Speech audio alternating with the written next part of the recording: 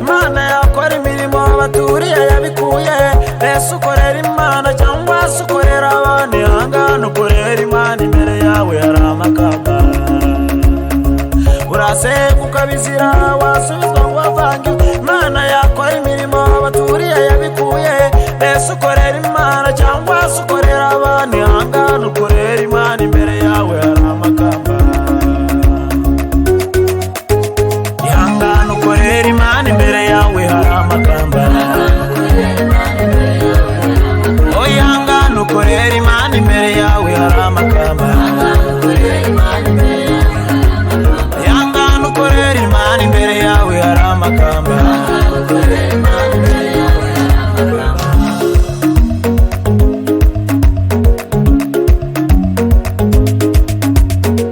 Bahura ku kirwa cy'Imerita batuye umuntu n'umwicanyi. Hano ku kirwa Patimo bamuziza gusenga. Yosefu muri gereza Imana iramusura. Tuza tuza ukorera Imana, imbere yawe hari amakamba. Bahura ku kirwa cy'Imerita batuye umuntu n'umwicanyi. Hano ku kirwa Patimo bamuziza gusenga. Yosefu muri gereza Imana iramusura. Tuza tuza ukorera Imana, imbere yawe hari amakamba. Ihangane ukorera Imana, imbere yawe hari amakamba.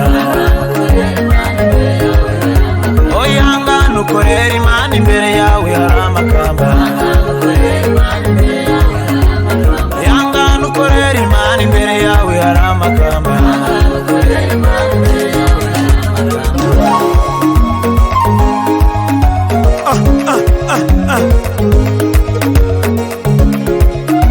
Jitahidi sio barua tuliyoandikiwa na Mordekai alipotoka kwenye jua akamtembeza mjini.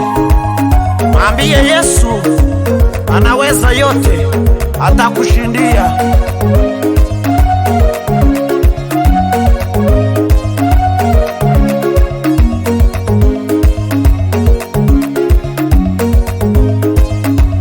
Ihangane ukorera Imana, imbere yawe hari amakamba. Oh, ihangane ukorera Imana, imbere yawe hari amakamba.